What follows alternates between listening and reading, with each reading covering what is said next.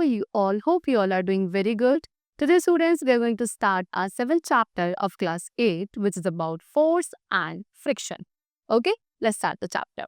See, students, you have already learned how objects move and about things which support motion. You also see that when you are going on the bicycle and if you stop pedaling bicycle, then bicycle will stop after covering some distance.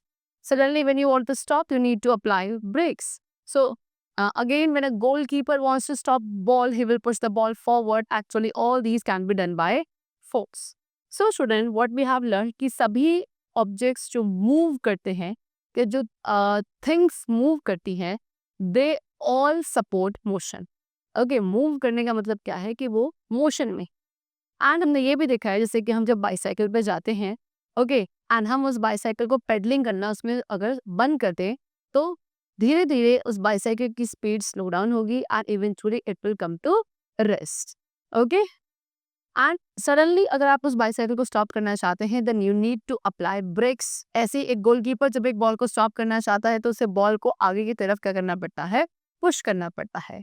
सो ये सारी activities are possible because of force. Okay, a force is a push on a pull acting on an object. The force क्या है? Force एक push या पुल है जो एक object पे एक्ट करता है एंड फोर्स की ऐसा unit is Newton. You can see these are some activities which are given below and these all are related to force only. These all activities are possible due to force only. Now effects of force. A force के क्या क्या effects हैं? So number one, a force can change the state of motion. Force क्या कर सकता है? किसी भी एक motion इस state को change कर सकता है. That means what? If a body is in rest, अगर एक body rest पे है, so it will start to move on applying force. वो आपको move करना start करेगी अगर आप उस पर force apply करेंगे. ऐसे एक स्टेशनरी बॉल जो है वो आपकी मूव करती है by giving it a small push. If a body is in motion and similarly अगर एक बॉडी ऑलरेडी मोशन में है तो आप उसको स्टॉप कर सकते हैं bye applying force on it, है ना। एक मूविंग साइकिल है जिसको आप स्टॉप करेंगे by applying brakes. Similarly a moving ball can be stopped by applying force against the direction of motion. That means what कि एक बॉडी अगर रेस्ट में है उसको मोशन में लाना है एंड अगर एक ऑलरेडी मोशन ऑब्जेक्ट को रेस्ट पे लाना है, for both the condition you need to apply force on that particular object. Okay, so this was the first effect of. Next is what a force can change the speed of a moving object. अब एक force के through आप एक moving object की speed को भी change कर सकते हैं। Okay, that means what a force can increase or decrease the speed of a moving object. एक moving object की speed को increase और decrease किया जा सकता है by applying force. If the force applied on the object, अगर एक object पे applied force जो है वो उसकी मोशन के डायरेक्शन पे ही है, यानी कि जिस डायरेक्शन में उस ऑब्जेक्ट का मोशन है उसी डायरेक्शन में आप और फोर्स अप्लाई करते हो तो वहां पे उस ऑब्जेक्ट की स्पीड क्या होती है, इंक्रीज हो जाती है। But if the force is applied in the opposite direction of motion, लेकिन अगर फोर्स को हम उस ऑब्जेक्ट के मोशन के ऑपोजिट डायरेक्शन में अप्लाई करते हैं so then it decreases the speed of that. Force can change the shape of an object. Force के थ्रू एक ऑब्जेक्ट की शेप को चेंज किया जा सकता है। Example, when your mother takes a piece of dough and then completely changes its shape and size since she applies a force on rolling the dough to make chapati.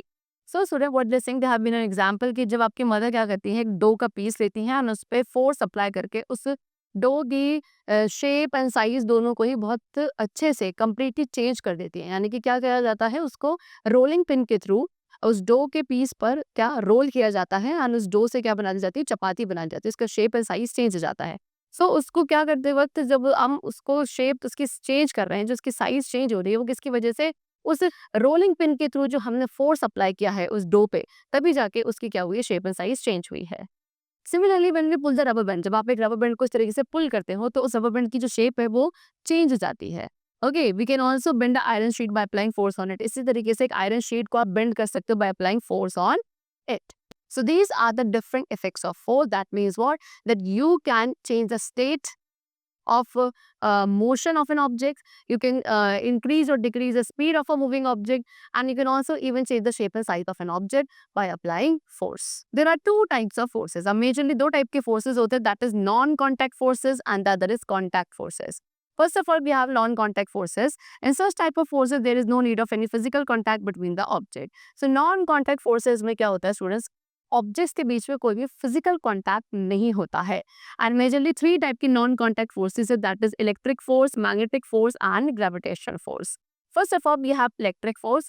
So the force between the electric charges के बीच का जो force होता है that is called electric force. Okay, if you rub a plastic object, अगर आप एक plastic object को रब करते हो लाइक स्केल, कॉम, ओके, किसके से, हेयर से. सो एंड उसके बाद उस ऑब्जेक्ट को आप किसी प्लास्टिक रॉड के क्लोज लेकर आएंगे which is suspended. So be careful, आपको केयरफुल रहना है बिकॉज रॉड जो है वो अब एक दूसरे को टच नहीं करेगी. एंड यू विल सी ये जो सस्पेंडेड रॉड है वो क्या होगी, it will come near rubber. Why? Because rubber rod acquire electrostatic charge after rubbing, because उस रबर सॉरी उस रब्ड रॉड ने जो है अब इलेक्ट्रोस्टैटिक चार्ज एक्वायर कर लिया है आप. So the force exerted by a charge body on another charge और uncharge body is known as electrostatic force. सो एक ऐसा फोर्स जो एक चार्ज बॉडी के थ्रू एक्सर्ट किया जाता है किसी अनदर चार्ज या अनचार्ज बॉडी पे, उसे हम इलेक्ट्रोस्टैटिक फोर्स कहते हैं. एंड ये तभी एक्ट में आता है, ओके, एंड ये तब भी एक्ट में आता है when the object are in not contact, यानी कि अगर दो ऑब्जेक्ट के सरफेसेस कॉन्टैक्ट में नहीं भी हैं तब भी इलेक्ट्रोस्टैटिक फोर्स जो है it comes into. Next is magnetic force. Magnetic force is the force exerted by magnet on each other and on some metals like iron and nickel. ठीक है, वो फोर्स जो मैग्नेट्स एक दूसरे मैग्नेट के ऊपर एक्सर्ट करते हैं या फिर कुछ मैग्नेटिक मटेरियल्स के ऊपर एक्सर्ट करते हैं like iron and nickel, that force is known as magnetic force. Okay, since magnets, क्योंकि मैग्नेट्स जो है आयरन अट्रैक्ट करते हैं, सो इसको हम यूज करते हैं वेस्ट आयरन ऑब्जेक्ट्स को सेपरेट करने के लिए from the garbage dump so that they can be easily recycled. As you know, जैसे कि हमें पता है कि like poles of two magnets, दो मैग्नेट्स के जो लाइक पोल्स होते हैं दे रेपेल ईच अदर एंड जो ऑपोजिट पोल्स होते हैं they attract each other. Okay, a magnet can exert a force on another magnet without being in contact with it. तो इस तरीके से एक मैग्नेट जो है दूसरे मैग्नेट पे फोर्स एक्सर्ट करता है without being in contact with, के कांटेक्ट में ना होने के बावजूद भी एक मैग्नेट दूसरे ऑब्जेक्ट पे या दूसरे मैग्नेट पे एक magnetic force exert. Next we have gravitation force. When we throw anything upwards such as coin, ball, stone, etc., all these fall down on earth after some time. So सुनो, जब भी आप किसी ऑब्जेक्ट को ऊपर की तरफ थ्रो करते हो, चाहे वो कोई भी ऑब्जेक्ट हो, तो वो क्या होता है, इवेंचुअली वो नीचे ही आता है. On earth only it comes back after the some time. So actually this is gravitational force. So actual में क्या होता है, ये ग्रेविटेशनल फोर्स होता है जो हर एक ऑब्जेक्ट को अपने टूवर्ड्स अट्रैक्ट करता है. ओके, जितने भी ऑब्जेक्ट्स एंड थिंग्स जो हैं which fall towards the earth, why? Because it pulls them. Earth क्या करता है, अर्थ ही है जो ग्रेविटेशनल फोर्स एक्सर्ट करता है on all the objects and things and attract towards it. This force is also called, इस फोर्स को हम फोर्स ऑफ ग्रेविटी और ग्रेविटेशनल फोर्स भी कहते हैं. ग्रेविटेशनल फोर्स एक अट्रैक्टिव फोर्स है एंड फोर्स ऑफ ग्रेविटी जो है it acts on all the objects. Force और gravity acts on all of us every time. Force of gravity हम सभी पे भी हर वक्त क्या करता है, एक्ट करता है, but we do not feel, लेकिन हम उसे फील नहीं कर सकते हैं. Okay, we can feel it when we jump from a building. आप उसे तभी फील करोगे जब आप एक बिल्डिंग से जंप करोगे. जब आप जंप करते हो तो क्या ग्रेविटेशनल फोर्स आपको नीचे की तरफ एक्सर्ट करता है, जिसकी वजह से हम क्या होते हैं, become down only. Next is gravity is not a property of the earth. अब ग्रेविटी सिर्फ अर्थ की एक प्रॉपर्टी नहीं है. इनफैक्ट इस यूनिवर्स में हर एक ऑब्जेक्ट, चाहे वो स्मॉल हो चाहे वो लार्ज हो, सभी ऑब्जेक्ट जो हैं एक दूसरे ऑब्जेक्ट के ऊपर फोर्स एक्सर्ट करते हैं. Okay, different objects exert different magnitudes of gravitational force. For example, the gravitational force of the moon. जो moon का gravitational force है वो about 1/6 है that of the earth, because जो moon का mass होता है वो approximately 1/6 है of the mass of earth. Okay? Now, so these were the different types of non-contact forces, and now we come to the topic that is contact forces. So contact force is applied on an object by direct or indirect physical contact. So contact forces क्या होते हैं, वो forces जो किसी एक object पे apply किए जाते हैं by direct or indirect physical contact के through. And majorly two types of contact forces are there. Number one, muscular force, and the other is frictional force. Okay? First of all, we have muscular force. So the force exerted by the muscle. हमारे muscles के through जो force exert किया जाता है उसे muscular force कहते हैं. For example when we apply a force on an object, जब हम किसी एक ऑब्जेक्ट पे फोर्स अप्लाई करते हैं तो आपने देखा होगा वो ऑब्जेक्ट जो है डिस्प्लेस हो जाता है from its original position. Okay, such as when we apply force on box it moves in the direction of force. जैसे कि एक ग्राउंड सरफेस पे क्या रखा है, आप पे एक बॉक्स रखा है और आप उस पर फोर्स अप्लाई करोगे, उसे पुश करोगे तो वो क्या होगा, वो मूव करेगा right in the direction of the force apply. इसी तरीके से when you push a door, जब आप एक डोर को पुश करते हो या एक हैवी बैग को लिफ्ट करते हो तो आपको वहाँ पे फोर्स की रिक्वायरमेंट होती है. एंड ऐसे टाइप ऑफ फोर्सेस को क्या कहा जाता है, मस्कुलर फोर्स कहा जाता है. Animals also use make of muscular force. Animals भी जो है वो भी मस्कुलर फोर्स का यूज करते हैं हैवी लोड्स को कैरी आउट करने के लिए. Bullock, horses, donkey, camels, okay, these animals are used to perform various task. इन एनिमल्स से क्या वेरियस टास्क परफॉर्म किए जाते हैं एंड इन सभी टास्क में ये एनिमल्स अपने मस्कुलर कोर्स का यूज करते हैं. Since this force can be applied only when it is in contact with an object, that's why it is called a contact force. ये ऑब्जेक्ट क्योंकि केवल तभी अप्लाई किया जा सकता है जब ये किसी एक ऑब्जेक्ट के कांटेक्ट में होगा, इसीलिए इस फोर्स को कांटेक्ट फोर्स भी कहा जाता है. Okay, now next we have what frictional force. अब फ्रिक्शनल फोर्स क्या होता है? When we slide our foot on the floor forward, then feel some resistance opposite it. Okay, what they saying कि जब हम अपने फुट को फ्लोर पर स्लाइड करते हैं फॉरवर्ड डायरेक्शन में आगे की तरफ, तो आपने देखा होगा एक रेजिस्टेंस फोर्स जो है वो ऑपोजिट डायरेक्शन में फील होता है. And when we stop pedaling a bicycle, जब आप एक बाइसाइकिल को पेडल करना स्टॉप कर दोगे तो वो ग्रेजुअली उसकी स्पीड स्लो डाउन होगी and finally it will comes to stop.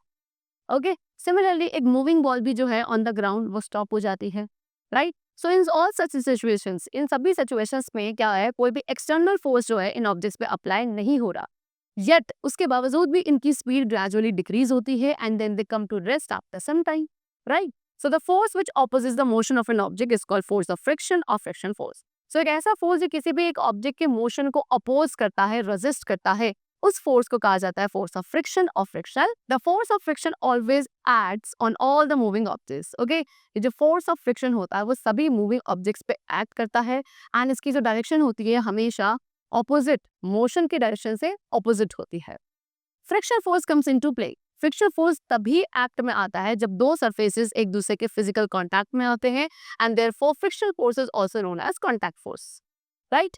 The force of friction, अब force of friction mainly two factors के ऊपर डिपेंडेंट है, that is mass of the body and nature of the surface in contact. Next we have sliding and rolling friction.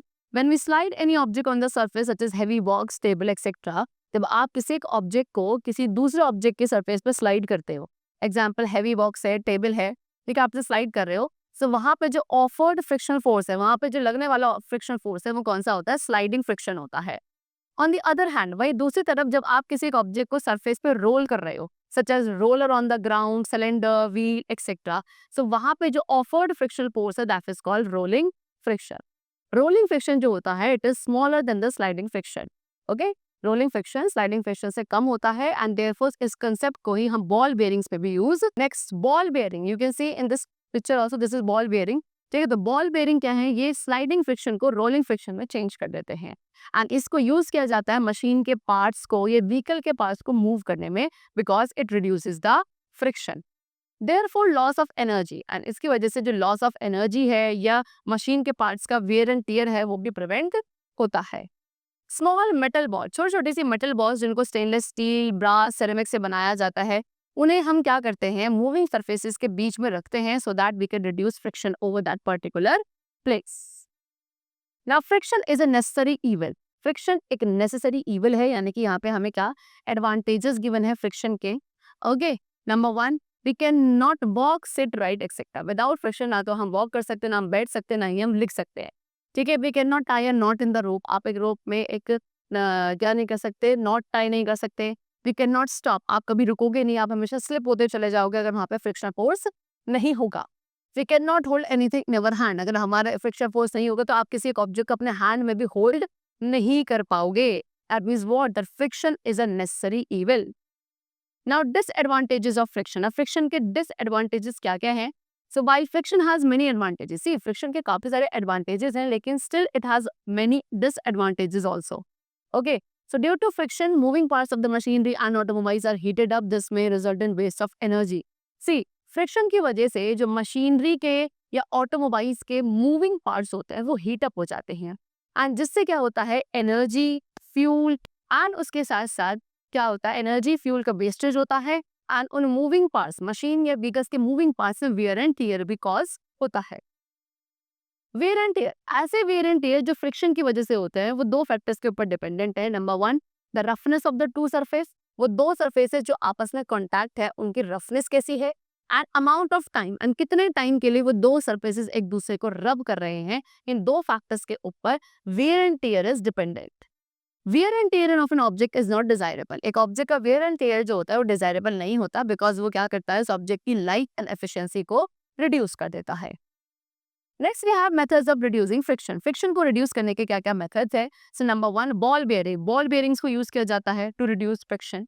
Secondly, oiling and greasing. आपके जो machinery parts होते हैं, machine के moving parts होते हैं, उनको ऑयलिंग या ग्रीजिंग करी जाती है, ठीक है, सो दैट वहां पे फ्रिक्शन को रिड्यूस किया जा सके। Now methods of increasing friction. अब कौन कौन से मेथड्स इसके थ्रू हम फ्रिक्शन फोर्स को इंक्रीज करेंगे? Sometimes we need to increase friction. कभी कभी हमें फ्रिक्शन को इंक्रीज करना पड़ता है, जैसे कि व्हीकल्स के जो व्हील है वो आपके रोड पे स्लिप करेंगे अगर वहां पे फ्रिक्शन बहुत ही लेस होगा।